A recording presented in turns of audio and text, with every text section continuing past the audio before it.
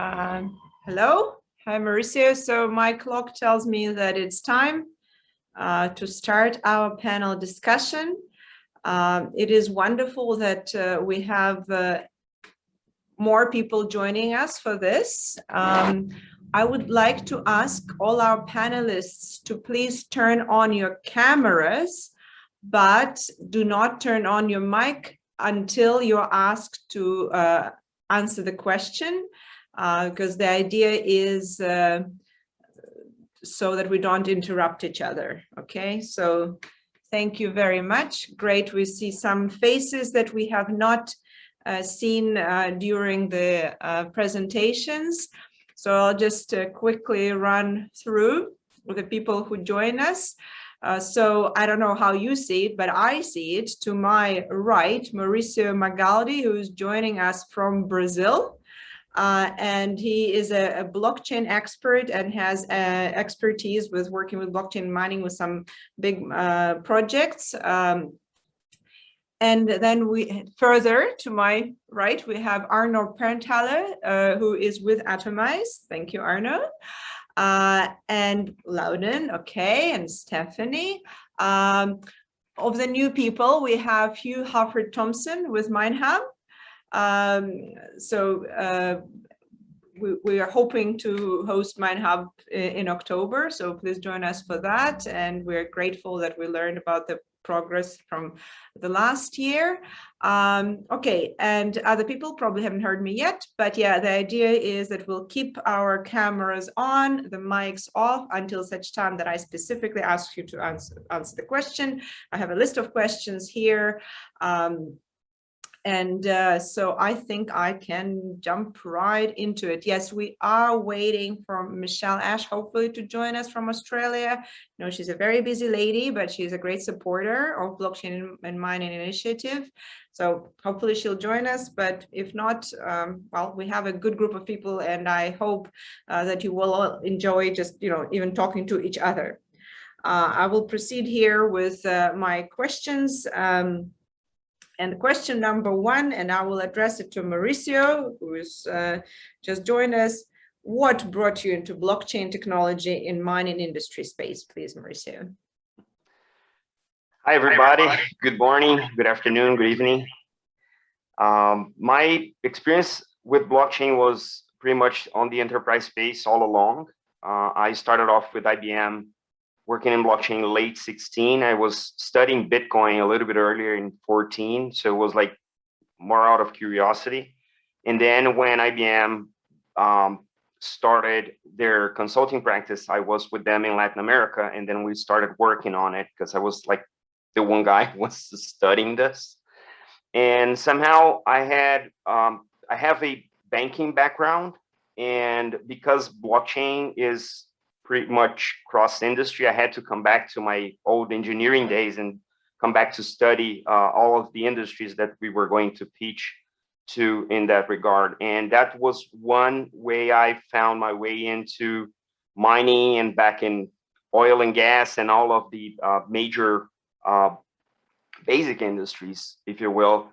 And I started going through, and that was early on 17. So it was a lot of education. So we had to really get the clients to understand not only the technology, but also the applicabilities. And lo and behold, I was talking to major mining companies in Latin America, both mostly in Brazil and Chile.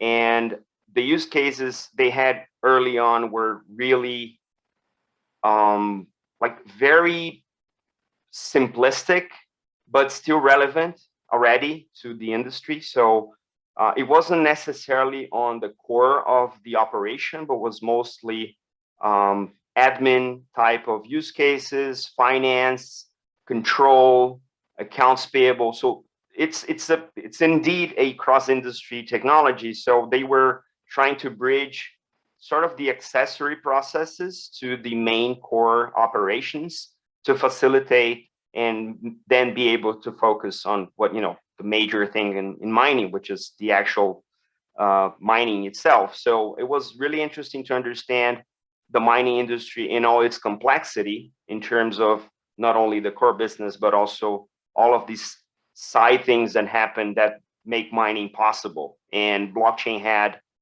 a huge field of application in all of those capacities. And that's how I came into contact with blockchain in mining itself. Cool, thank you very much. So you started right away from the mining kind of point of view, so that's good. Hugh also volunteered to answer this question, so please, Hugh, tell us what brought you into this space. I've been in the blockchain space since it was just called Bitcoin back in 2012, but it's certainly evolved a lot since then. For me, I've done various projects trying to work out how we can apply blockchain technology to solve initially money movements between banks, but then looking more into commodities, looking at I did a large project with 9 of the biggest 12 oil and gas companies looking at post-trade settlement for pipeline gas. That was at a previous company. And what I found doing these different projects, if you look at mining, if you look at commodities, if you look at supply chains, you've got so many different parties involved in the post-trade operations. You have to settle a single shipment. Let's say there's a miner, there's a trader, there's a smelter that it's going to, but that's the obvious ones. But you've also got the lender who might have other investors behind them, or it might be an LC with various lenders. You might have you'll have an assayer on both ends, maybe an umpire lab. You'll have ports, customs, agents, and the list goes on. So you can end up with like 15, 20 companies and about 200 people in total from across all of them, who are all trying to exchange information, exchange paperwork about a particular transaction. It's also, so combining the multiple parties, the need for more trust, or the need to get rid of the will to get rid of the need for trust, as well as the fact that with blockchain technology, if you start looking at anything that's too high frequency, HFT trading, you can do that.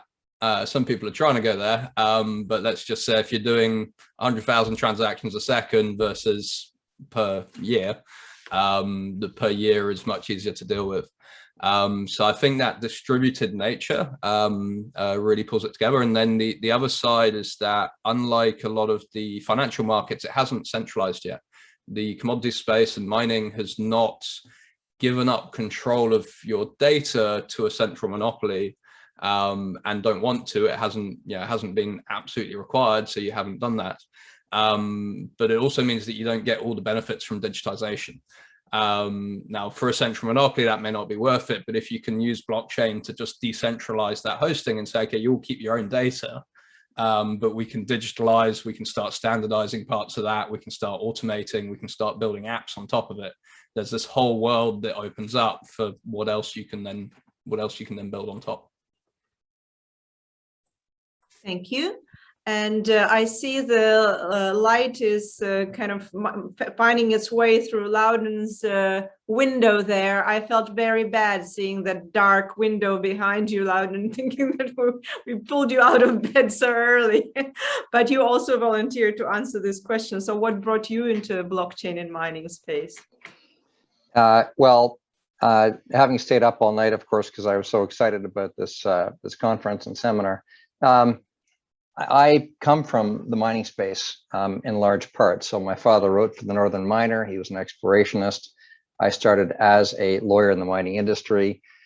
I'm the chair of the largest ground geophysical services company in the world, called Quantec, and have been very active globally in mining.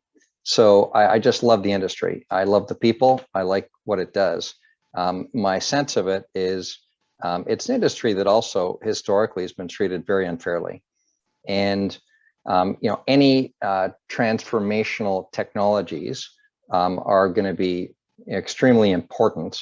And of course, wearing the other hat, the blockchain hat, I realized that this really could be, I think, the most significant transformational technology for the mining industry. In fact, I think across natural resources.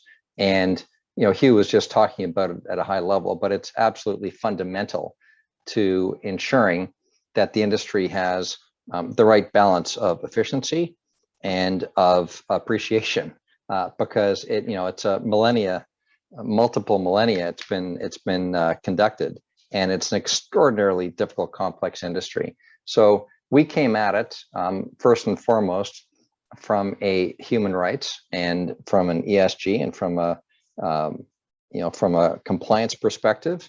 But really, the next step and the next generation, what we've been doing, we've got about 400 staff today, and we've been ramping up quite enormously in supply chain, working with the largest company in the world by revenue, which is Walmart. We're coming at it from across the supply chain and ensuring that in the mining industry, there's the access to both the most powerful technologies available, and I put blockchain in that category, but also to any of the innovations that are occurring in and around the area, particular to supply chain and supply chain logistics in particular. So yes, came at it from passion and have been actively involved based on the value that we've seen created. Wow, that's great. I'm very glad that you started from mining and then moved into blockchain, because that's the route I'm trying to make. I see Michelle joined us. Hello, Michelle. You're just in time to answer the very first question. Yeah, hi, everyone. Apologies. No worries, no worries. We appreciate how difficult it is to bring all these time zones together. So yeah, from Brazil to Australia, but still, yes, and early mornings in Canada. So our very first question was, what brought you into this blockchain and mining space? What is your interest? Yeah, so I'm actually I'm glad I got to hear Ludin's example and why he got involved in blockchain, because I think mine is sort of similar. So I came from mining. I've been in mining now for 30 years. So that most probably dates me, but you know, when I was working with Barrick as Chief Innovation Officer, we were doing a number of blockchain projects looking to try to drive value within the organization and help transform the mining industry. And you know, we came at it very broadly. So, you know, from an ESG perspective, from a you know, how could we simplify contracts? Could we make things cheaper and easier? We ranged all the way from you know, replacing gold and you're looking at electronic gold, which was interesting for it's going to potentially disrupt us or disrupt some of our customers, all the way through to looking at how we could start tracking the gold that we produced or you know, other products that we could produce, which is also, you know, still some of my interest in blockchain. But I actually think, you know, for the right problems and you know, looking at how we could fundamentally change our industry, you know, blockchain is one of the technologies that will be pivotal to really transforming our industry towards a much more sustainable industry. So for me, it's a very exciting technology, and now being one of the advisors of MindSpider, so I see Nathan is also on the call, which is fantastic. Excellent. I'm very glad to bring people together to move the cause, yes, because we are all passionate about it. I will ask my next question to Arno, who joined us on behalf of Atomize. We haven't heard from Arno yet. And the question is, what area of blockchain application in mining you find most appealing now? Which one is it? We talked about traceability, ESG, tracking, tokenization, smart contracts. What areas is the most promising? What do you think? Thank you for the question, Tanya. Can you hear me well? Yes. Good. I think we went through many use cases in the session, and it was really interesting to see the focus of different organizations that are dealing in this market. I couldn't name one use case that I find the most appealing, but I think we can look at those use cases from an innovation perspective and try to understand what is the most important component we all need to work on, or we all need to tackle probably together as we are in a distributed industry. In my view, blockchain has a huge potential, not only in the data sharing, right? The internet is famous also for data sharing. So it is important, obviously, to have a distributed data for trust reasons, but I would consider that as a more incremental innovation. So people are doing the same things, but they just do them differently. That means incremental. So it's the first starting point of this revolution to do the same things in a different way. But what's next? Why is the entire financial market looking, especially at crypto and distributed ledger? You see all the capital markets now moving to create permissioned tokenized economies for financial products and so on. So this is where I see we are going to a disruptive market, right? Because we start to do different things, not just the same things differently. And looking at that perspective, at that wave of transformation, I obviously find the most appealing one where we start to do things completely different. And that would be in the more transaction of value instead of transaction of information. That said, I think the most important thing we all need to work on, and I was happy to see the presentation from IBM, from Andy before, is to have a unified ledger.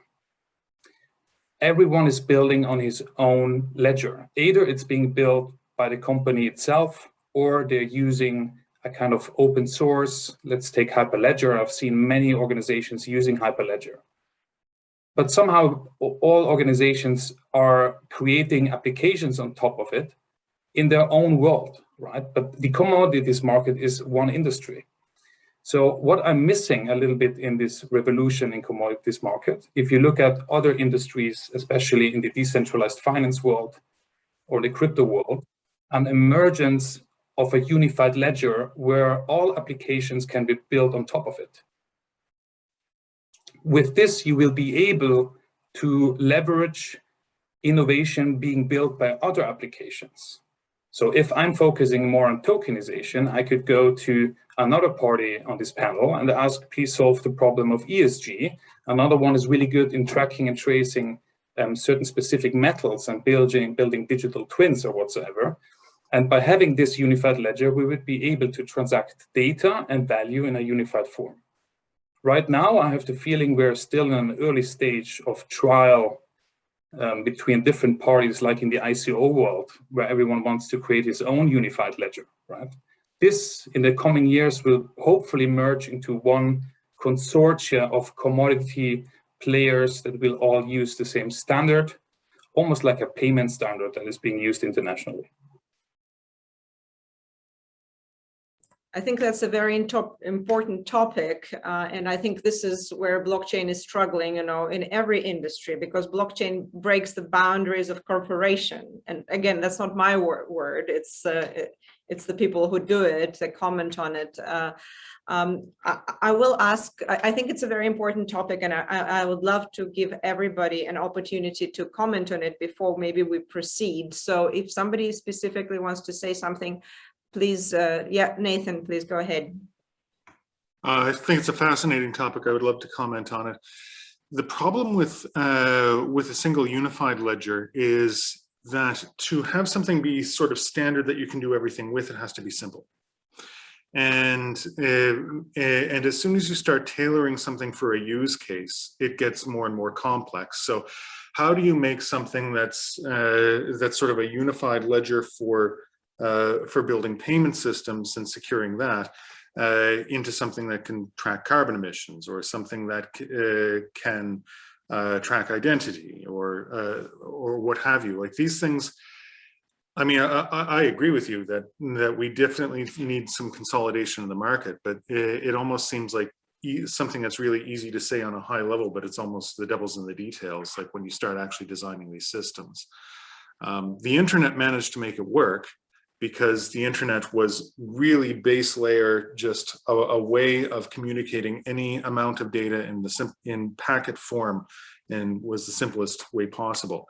I think that we could see unified ledgers for specific broad use cases, like one supply chain ledger, one financial transaction ledger. But usually these things have very specific needs for the data security that end up breaking down when you start simplifying them to find common ground. That would be the danger with that. And I think that it's a good idea to find a common ledger for these broad use cases, but the reason we're seeing all of these different ledgers come up is because essentially people can print their own money with them.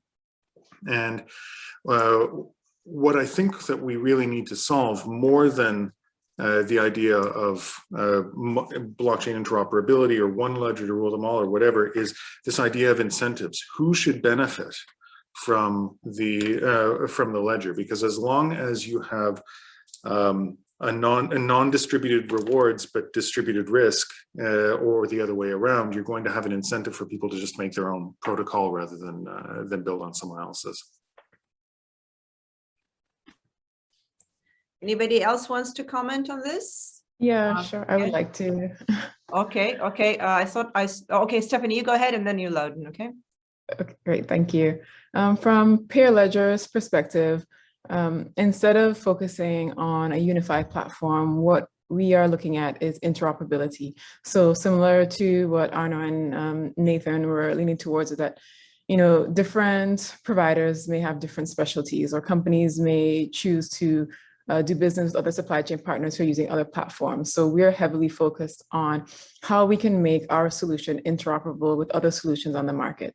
So that's why we've done various interoperability pilots with other blockchains to be able to prove to the industry that yes, this communication between varying providers is possible. And, you know, we don't see the future necessarily as one solution that rules them all. It'll be, you know, there are a lot of different options on the market that companies can choose from. And how do we design solutions that are able to share information securely and reliably so that companies still have a variety to choose from, but we can maintain the integrity of what we're providing. Thank you. Loudon?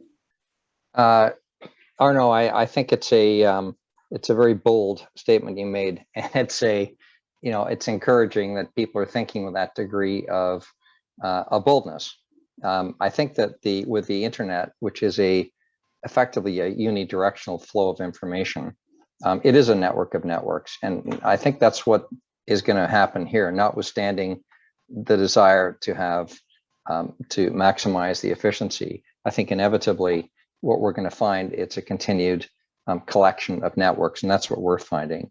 And really, the market will dictate it. I mean, the market forces are so powerful that, and you're quite right, there's been a pull in market forces towards ICOs and people who want to instantly buy Lamborghinis because they've got their own tokens and they've got their own, their own ledger. But I think the inevitable push, and what we've seen, it's, for example, today, you will find enterprises, there are very few ledgers that are industrial grade.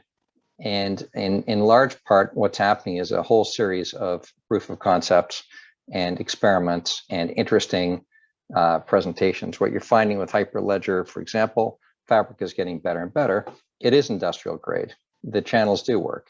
It does meet the security standards of major enterprises. I can tell you that for a fact. I wish I could tell you what we're actually doing, but I can tell you what's also already public, which is the largest deployment in industry to date. So I think what's going to happen is market will dictate multiple networks, network of networks, and you'll find very, very different uses across industry, and certainly very, very different when it reaches the consumer level. And I think the public blockchains and the permissionless chains that are out there have such extraordinary potential and are already starting to demonstrate that potential. But I think it actually will track exactly what happened in the internet, which it has to. It's going to be a network of networks. So that's where we're headed to. And I think where we are today is there are industrial, well, there's one in particular, industrial grade blockchain / ledger available today. And hopefully there'll be a few more in the future, because I think, as Nathan said, it really does depend on the particular uses, the security protocols, and the requirements, and that's what the market's all about. Thank you very much. And exciting stuff. I see Michelle raised her hand, so go ahead, Michelle.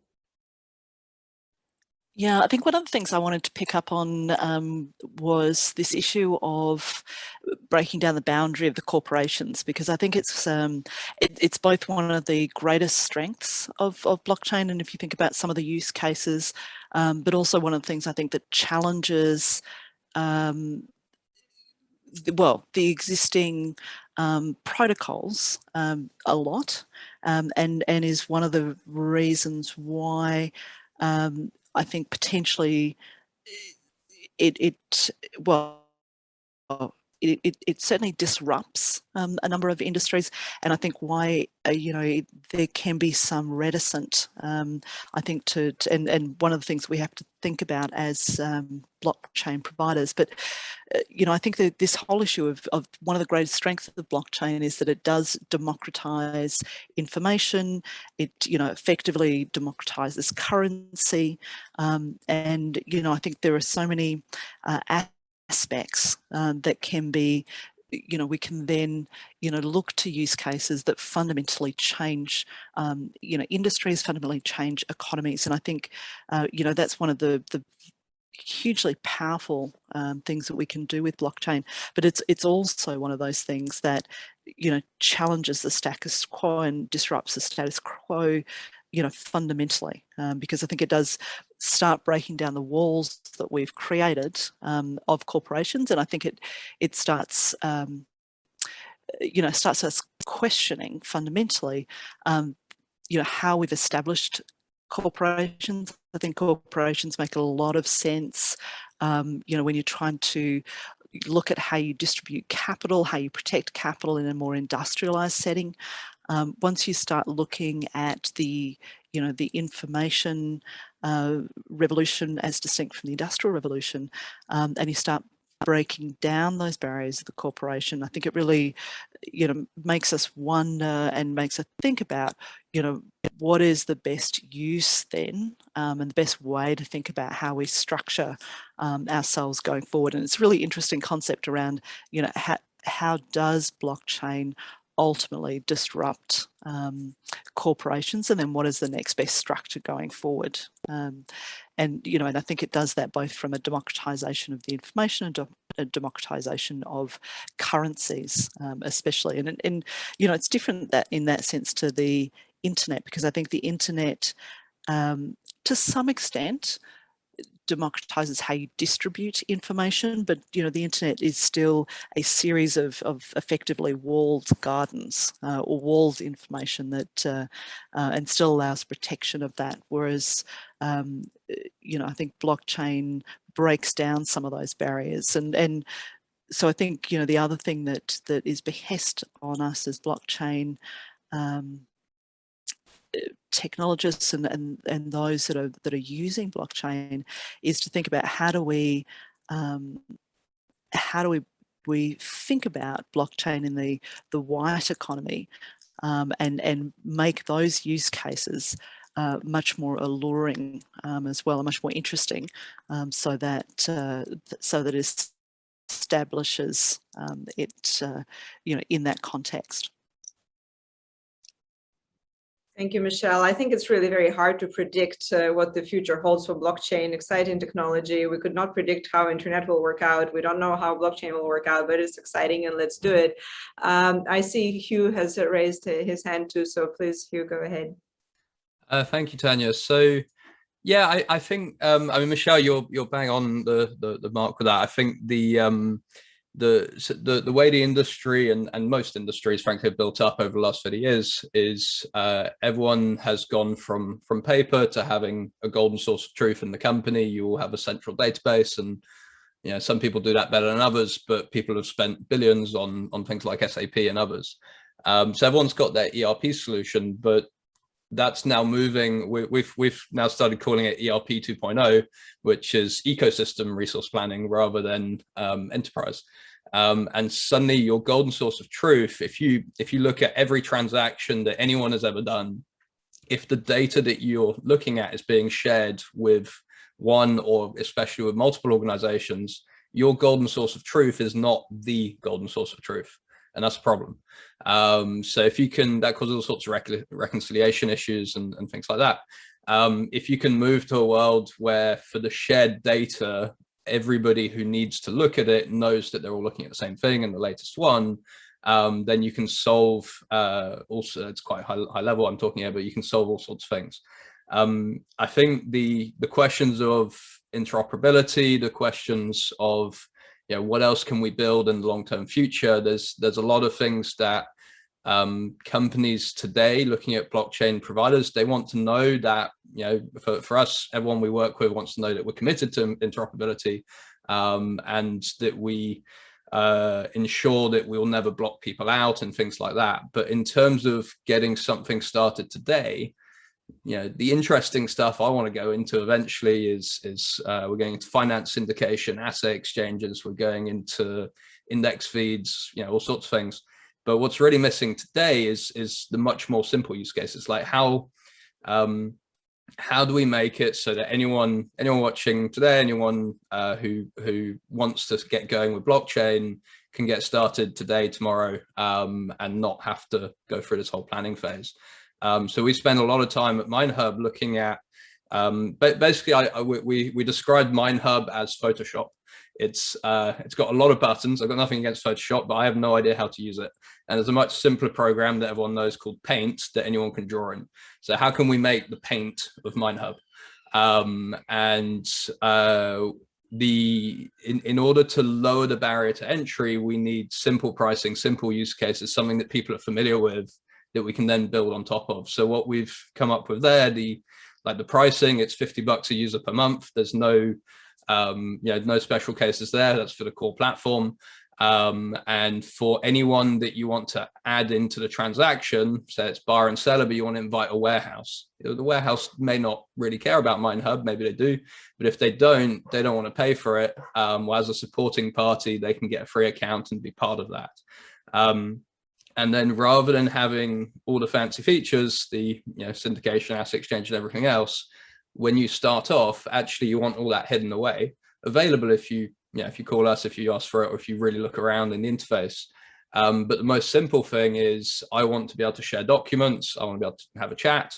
I want to be able to do it all in a secure environment. Then maybe I want a little prompt saying, oh, I can create a form here, which could be, depends what it is, an agreement, a contract, a warehouse receipts, whatever it is. But start prompting people towards the more complex stuff. And that early use case as what is the most simple, basic Paint version of what we can do. That's what I believe, at least, and what we're betting on as MineHub, but that's what I believe will get the traction and get the onboarding into the industry. Into platforms like ours and some of the others here. We went from, to give you an idea of our journey, we were live in September last year, but it would take us, if you call us up, it would take us 2 weeks, if we're lucky, to set up an account for you. Now going forwards, we went from 2 weeks to 1 to a couple of days. And now, as long as the right people are available, it's 5 minutes. In about a month, it will be, you can invite each other. And I can add 10 people on in a couple of minutes. So that whole process about lowering the barrier to entry, lowering the complexity, and then talking about the interesting stuff as well. Like we can get to that, but what's that base layer? And I think that's really the bit that, well, certainly with what we've seen, that's what people latch on with to start with, and how I think it's going to really take off. So very interesting to hear all the different approaches to kind of offering blockchain to the companies. That's a very good analogy, and there is so much, progressive thinking and innovation that goes into it, because I think every big company will be terrified to change something in their data management structure. Actually, I will be having presentation to SAP. They want to know, like, what are you guys doing there? They're worried, yeah. They want to understand how they can integrate. I will proceed with my list of questions. Stephanie, you agreed to answer to a question about, I think it was, yes, highlight some experiences with blockchain and mining, please, for us. Sure, thank you, Tanya. So Peer Ledger has been around for a few years, so we've had quite a good set of milestones thus far when it comes to blockchain traceability. So as I mentioned in the presentation, we're actually the first company to map gold supply chains from the source through the refining process all the way to the end customers on blockchain. And that was a really big highlight for us when we launched at the OECD Forum on Responsible Minerals.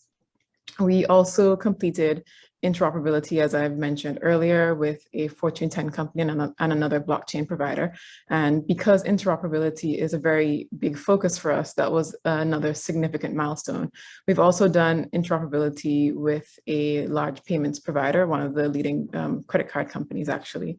And once again, that ties into sort of where we see the future of blockchain going and traceability as a whole, being able to communicate with different types of providers across different services to make sure that our customers have access to the experts in whatever area it is, whether it's finance, it's processing solutions, or there's some sort of